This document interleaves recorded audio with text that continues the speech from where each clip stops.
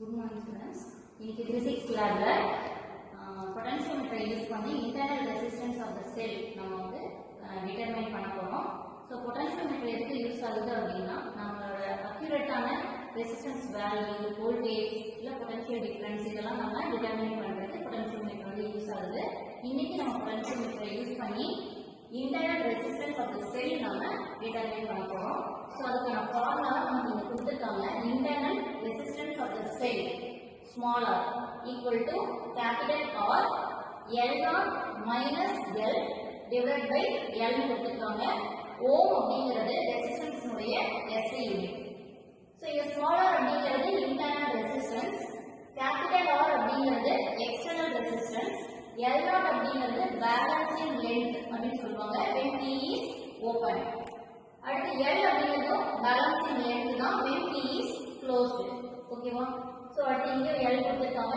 So நம்ம internal resistance கண்டுபிடிக்கிறதுக்கான circuit diagram தான் இது. இதுல பாத்தீங்க அப்படின்னா பேட்டரி கொடுத்திருக்காங்க. K1 K2 அப்படிங்கற ரெண்டு கீ கொடுத்திருக்காங்க. அடுத்து செல் நம்ம எக்ஸ்டர்னலா கனெக்ட் பண்ண போற செல் கொடுத்திருக்காங்க. அடுத்து ரெசிஸ்டன்ஸ் பாக்ஸ் ஓகேங்களா. அடுத்து கேல்வனோமீட்டர், ஹை ரெசிஸ்டன்ஸ், ஜாக்கி ஓகேங்களா. இதெல்லாம் நமக்கு தேவையான apparatus. சோ இதை எப்படி கனெக்ட் பண்றது அப்படின்னு சொல்லி பார்த்தோம்னா பொட்டன்ஷியோமீட்டர்ல ரெண்டு பாயிண்ட் கொடுத்திருப்பாங்க AB அப்படின்ட்டு.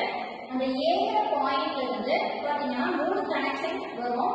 சோ ஃபர்ஸ்ட் வந்து பேட்டரியோட பாசிட்டிவ் நம்ம கனெக்ட் பண்ணணும்.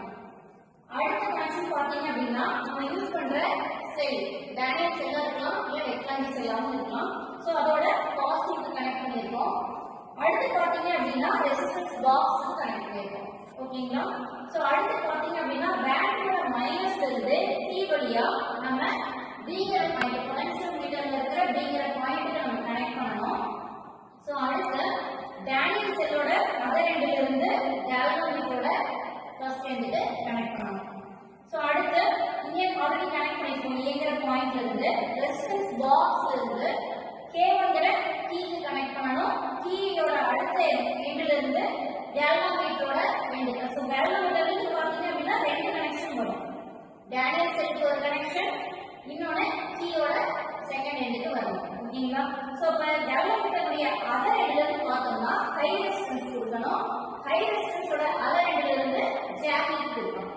ஓகேங்களா. சோ இந்த மாதிரி கனெக்ஷன் கொடுத்ததுக்கு அப்புறம் எப்படி நம்ம எக்ஸ்பெரிமெண்ட் செய்யறதுன்னு பார்க்கலாம். இங்க பாத்தீங்கன்னா இதான் நமக்கு பொட்டன்ஷியோமீட்டருக்கான அரேஞ்ச்மெண்ட். ஸோ இதான் பொட்டன்ஷியோமீட்டர் ஓகேங்களா. ஸோ இதில் பார்த்தீங்க அப்படின்னா இந்த கம்பி வந்து கனெக்ட் பண்ணியிருப்பாங்க. ஸோ 10 மீட்டர் லைன்ஸ் வந்து இருக்கும். அதை வந்து ஒரு மீட்டரா வந்து இந்த மாதிரி டிவைட் பண்ணி கொடுத்துருப்பாங்க ஓகேங்களா. ஸோ அதை மெஷர் பண்ணுறதுக்கு தான் வந்து மேலே ஸ்கேல் கொடுத்துருக்காங்க, இந்த ஸ்கேல். ஸோ இதில் பார்த்தீங்கன்னா நம்ம வந்து கரண்ட் ஃப்ளோ வந்து இப்படி இப்போ இந்த லைனில் போகுது அப்படின்னா நம்ம மேலே இருக்கிற ஸ்கேலை நம்ம பார்க்கணும். ஆட் நம்பர் நீங்கள் ஈவன் நம்பர் ஞாபகம் வச்சுக்கலாம். இப்போ ஆட் நம்பராக இருந்தது அப்படின்னா மேலே இருக்கிற ஸ்கேல் இருக்கிற வேல்யூவையும், ஈவன் நம்பர் அப்படின்னா கீழே இருக்கிற ஸ்கேல் இருக்கிற நம்பரையும் நம்ம நோட் பண்ணிக்கலாம். சரிங்களா. பொட்டன்ஷியோமீட்டரில் பார்த்தீங்கன்னா இதுதான் ஏங்கிற பாயிண்ட், இது டிங்கிற பாயிண்ட். நம்ம சர்க்யூட் டயகிராமில் கொடுத்துருந்தாங்களே ஏ பின்ட்டு, அந்த ரெண்டு பாயிண்ட் தான் இது. ஸோ ஏங்கிற பாயிண்ட்லேருந்து பார்த்தீங்க அப்படின்னா 3 கனெக்ஷன் வந்தது. ஒன்று பேட்டரிக்கு ஸோ கொடுத்துருக்கோம். அடுத்தது பார்த்தீங்க அப்படின்னா செல்லுக்கு நாங்கள் இங்கே லெக்லாஞ்சி செல் யூஸ் பண்ணியிருக்கோம். அடுத்து பார்த்தோம்னா ரெசிஸ்டன்ஸ் பாக்ஸ் கொடுத்துருக்கோம். சரிங்களா. ஸோ இதே அதர் எண்ட்ல இந்த பேட்டரியோட அதர் எண்டு பார்த்தீங்க அப்படின்னா பிங்கிற பாயிண்ட்ல கனெக்ட் பண்ணியிருக்கோம். அடுத்து லெக்லாஞ்சி செல்ல இருந்து கேல்வனோமீட்டருக்கு வந்திருக்கு. ரெசிஸ்டன்ஸ் பாக்ஸ்ல இருந்து கீயோட ஃபர்ஸ்ட் இதுக்கு கீயோட அதர் எண்ட்ல இருந்து பார்த்தோம்னா கேல்வனோமீட்டருக்கு வந்திருக்கு. கேல்வனோமீட்டர் அதர் எண்ட்ல இருந்து இது ஹை ரெசிஸ்டன்ஸ். ஸோ ஹை ரெசிஸ்டன்ஸோட அதர் எண்ட்லேருந்து பார்த்தோம்னா நம்ம ஜாக்கி கனெக்ட் பண்ணியிருக்கோம். ஓகேங்களா.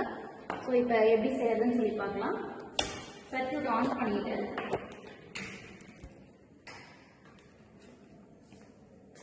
ஸோ சர்க்யூட் இப்போ ஆன் பண்ணியாச்சு. ஆன் பண்ணிட்டு நம்ம ஃபர்ஸ்ட் என்ன பண்ணணும் அப்படின்னா, ஸோ கீ அப்படின்னா இந்த மாதிரி நம்ம கனெக்ஷன் கொடுத்துருப்போம். ஃபர்ஸ்ட் இந்த கீயை ஓப்பன்ல வச்சுட்டு L0 வேல்யூ நம்ம ஃபைண்ட் பண்ணணும். சரிங்களா. L0 வேல்யூ ஃபைண்ட் பண்ணணும். L0 வேல்யூ ஃபைண்ட் பண்றதுக்கு ஃபர்ஸ்ட் ஒன் கீ வந்து ஓப்பன்ல இருக்கணும். ரெசிஸ்டன்ஸ் பாக்ஸ்ல நம்ம 0 வச்சிருக்கணும். ஓகேங்களா. இதை பார்த்துட்டு அடுத்து நம்ம என்ன பண்ணணும், நம்ம ஜாக்கி எடுத்து ஃபர்ஸ்ட் லைனில் நான் வைக்கிறேன். அப்போ டிஃப்ளெக்ஷன் பார்த்தீங்க அப்படின்னா லெஃப்ட் சைடு காமிக்குது. இதுவே நான் லாஸ்ட் லைனில் வைக்கிறேன். அப்போ டிஃப்ளெக்ஷன் பார்த்தீங்கன்னா ரைட் சைடு. இப்போ நம்ம கொடுத்த சர்க்கியூட் கரெக்டுன்னு அர்த்தம். ஓகேங்களா? ஸோ இப்போ அடுத்து நான் செகண்ட் லைனில் வைக்கிறேன். அப்போ லெஃப்ட் சைடு காமிக்குது. தேர்ட் லைனில் வைக்கிறேன். லெஃப்ட் சைடு தான் காமிக்குது. Fourth line, fifth line, sixth line, seventh line, eighth line.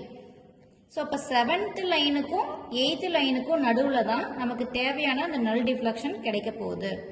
So அப்போ அந்த நல் டிஃப்ளெக்ஷன் வரும்போது என்ன அர்த்தம் அப்படின்னா, அந்த பேட்டரியிலேருந்து வர பவரும் நம்ம எக்ஸ்டர்னலாக நம்ம யூஸ் பண்ணியிருக்கோம் இல்லையா அந்த செல், அதுலேருந்து வர பவரும் ஈக்குவலாக இருக்குன்னு சொல்லி அர்த்தம். ஓகே, அப்போ அந்த பாயிண்ட்டை தான் நம்ம பிடிக்கணும். ஸோ அதுக்கு பார்க்கும்போது இப்போ பார்த்தீங்கன்னா பாருங்க, நல் டிஃப்ளெக்ஷன் அப்படின்னா கேல்வனோமீட்டரில் நம்ம 0 கொண்டு வரணும். ஸோ 0 வந்துருச்சு. இப்போ இது எந்த லைன் அப்படின்னு சொல்லி பார்த்தோம்னா 1 2 3 4 5 6 7. 7 அப்படிங்கிறது ஆட் நம்பர். அதனால நம்ம மேலே இருக்கிற ஸ்கேலை தான் நம்ம பார்க்கணும். ஸோ ஒரு மீட்டரை இந்த ஒயரை வந்து டிவைட் பண்ணியிருக்காங்க. ஒவ்வொரு ஒயரும் 1 மீட்டர். ஸோ அதனால 100 சென்டிமீட்டரா. ஸோ 200 300 400 500 600 600 இந்த லைனுக்கு இந்த பாயிண்ட்டுக்கு நேராக நம்ம இங்கே பார்த்தோம் அப்படின்னா 70. சரிங்களா? அப்போ 670 அப்படிங்கிறது நம்மளுடைய L0ஓட வேல்யூ. ஓகேங்களா? ஸோ இந்த L0 அப்படிங்கிறது பேலன்சிங் லென்த். ஸோ இதை கண்டுபிடிச்சதுக்கு அப்புறம் நம்ம என்ன பண்ணணும் அப்படின்னா, மறக்காம கீ எடுத்து க்ளோஸ் பண்ணணும். ஸோ க்ளோஸ் பண்ணிட்டு அடுத்து என்ன பண்ணணும், இந்த ரெசிஸ்டன்ஸ் பாக்ஸில் நம்ம ஓம் வந்து எக்ஸ்டர்னலாக நம்ம 2 ஓம் செட் பண்ணுறோம். சரிங்களா? 2 ஓம் செட் பண்ணிட்டு அடுத்தது எகைன் நம்ம ஃபர்ஸ்ட் லைனில் வைக்கிறோம். லெஃப்ட் சைடு டிஃப்ளெக்ஷன் காமிக்குது. Second line left side, third line right side. அப்போ செகண்ட் லைனில் வச்சு நம்ம நல் டிஃப்ளெக்ஷன் கொண்டு வரணும். நான் இப்படி வைக்கிறேன். இப்போ பார்த்தீங்க அப்படின்னா 55. ஓகே, 155 அப்படிங்கிறது பேலன்சிங் லென்த் எல்லோட வேல்யூ காமிக்குது. ஓகேங்களா? ஸோ அடுத்து நான் என்ன பண்ணணும், ரெசிஸ்டன்ஸை வந்து 4 அப்படின்னு சொல்லி செட் பண்ணிட்டு எகெயின் அந்த எல்லோட வேல்யூ நம்ம ஃபைண்ட் பண்ணணும். Third fourth. ஸோ இப்போ தேர்ட் லைனில் வச்சு இந்த கம்பி மேலேயே நம்ம இந்த மாதிரி மூவ் பண்ணணும். ஸோ இந்த இடத்துல நல் டிஃப்ளெக்ஷன் வருது. ஸோ இப்போ பார்த்தோம் அப்படின்னா பாருங்க, இது 100, இது 200, இது தேர்ட் லைன் ஆட் நம்பர், அதனால நம்ம மேலே பார்க்கணும் இல்லையா? ஸோ 288. ஓகே, ஸோ அடுத்து நம்ம என்ன பண்ணலாம், மறுபடியும் ரெசிஸ்டன்ஸை வந்து சேஞ்ச் பண்ணுறோம். 6 ஓம் நான் இப்போ வச்சுருக்கேன். ஸோ இப்போ fourth line, fifth line. So fourth லைனில் பார்த்தோம்னா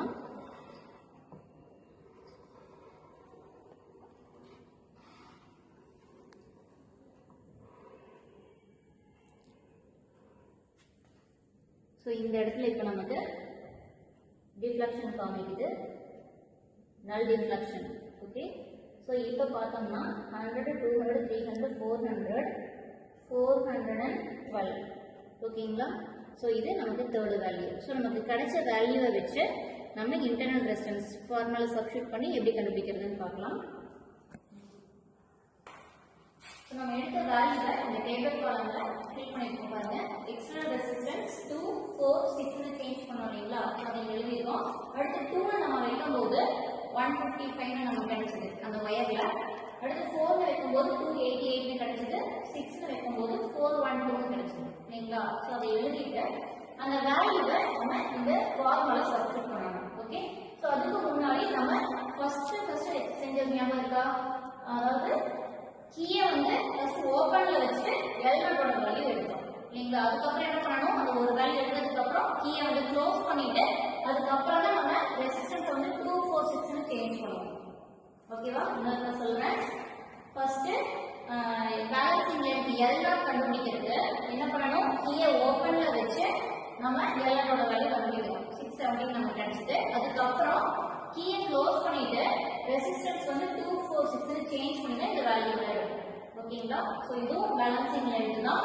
இது வந்து க்ளோஸ்ல இருக்கும்போது இது ஓப்பன்ல இருக்கும்போது. ஓகே, இது எடுத்ததுக்கு அப்புறம் இந்த ஃபார்முலா சப்ஸ்டிட்யூட் பண்றோம் பாருங்க. கேபிட்டல் R ஓட வேல்யூ நம்ம என்ன வச்சுக்கோம் 2. அடுத்து L0ஓட வேல்யூ ஸோ 6 670 கண்டுபிடிச்சிருக்கோம். அடுத்து L ஓட வேல்யூ 2 அப்படிங்கும்போது 155 கிடைச்சது. டிவைட் பை L ங்கும்போது 155. சோ இத நம்ம கால்குலேட்டர்ல போடும்போது நமக்கு 6.645 கிடைச்சது. அந்த வேல்யூ நம்ம எழுதிட்டோம். சோ அதே மாதிரி என்ன பண்ணனும், அடுத்து 4 ரெசிஸ்டன்ஸ் ஓட வேல்யூ போட்டு 670 minus 288 divided by 288 னு போடும்போது நமக்கு 5.305 னு கிடைக்கும். அதே மாதிரி 6 ஓம்க்கு போடும்போது 3.878 கிடைக்கும். எப்பவுமே நம்ம மீன் வேல்யூ எப்படி கண்டுபிடிப்போம், 3 ஆட் பண்ணி divided by 3 னு போடும்போது நமக்கு ஸ்மாலர் இன்டர்னல் ரெசிஸ்டன்ஸ் ஓட வேல்யூ 5.274 னு கிடைக்கும். ஓகேங்களா? இந்த மாதிரி செய்யணும். தேங்க்யூ.